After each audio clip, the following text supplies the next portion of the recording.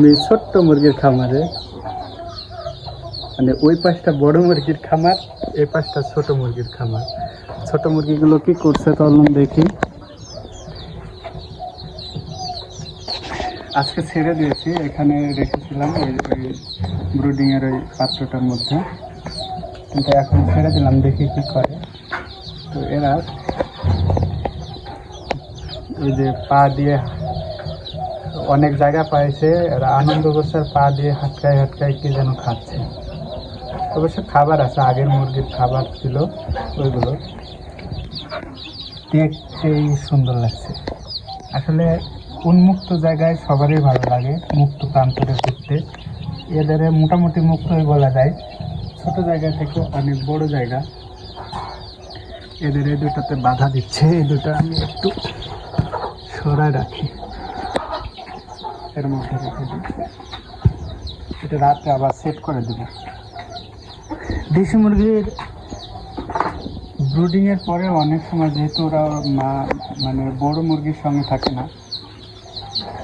কাকলি, মুরগি বের হয়ে গেছে, একটু এসে এটা লাগাই দাও দিনে তাড়াতাড়ি, নাহলে দুইটা মুরগি বের হয়ে গেছে, চলে যাবে। ওই পাশটা খুলে গেছে দরজাটা।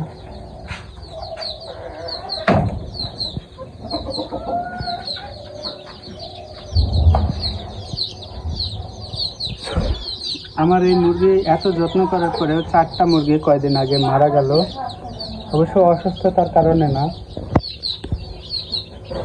এরা চেপে মেরে ফেলছে। মানে রাত্রে সব গুছায় এক জায়গায় ঘুমায়, তো এর উপরে ও উঠে পড়ে। এতে যারা হালকা দুর্বল তারা মারাই যায়। 3টা এভাবে মারা গেছে, আর একটা ঝিমিয়ে মারা গেছে। এখন বর্তমান একটা মুরগি খুবই অসুস্থ, এই যে এই মুরগিটা। এর আগে এটা উঠেছিল, মানে অসুস্থ থেকে সুস্থ হয়ে আলাদা করে রাখা সেই মুরগিটা, সুস্থ হয়ে এখন এদের সাথে রাখার পরে আবারও দেখছি অসুস্থর দিকে। আমার মনে হচ্ছে এটা মারা যাবে। এত এর ভেতরে কিন্তু লাইসোভেট দিয়ে আছে, এবং 2বার পানি চেঞ্জ করে দিচ্ছি। এখন তো শীতও না, গরমের সময়, তারপরেও রাতে যে লাইট রাখি, তারপরেও এই মুরগিটা মনে হচ্ছে যেন ঠিকানো যাবে না। কিন্তু মুরগিগুলো খুব সুন্দর লাগছে।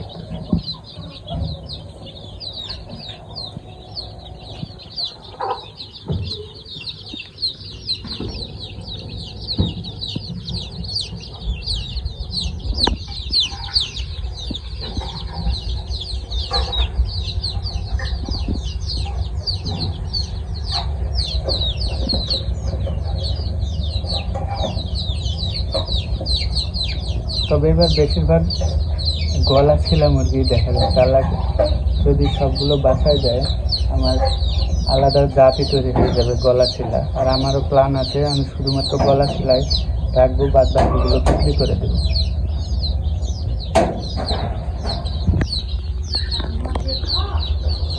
দোয়া করবেন আমার খামারের জন্য, আমাদের জন্য, আর আমি যেন এই খামার আরো বড় পরিসরে করতে পারি। আসসালামু আলাইকুম।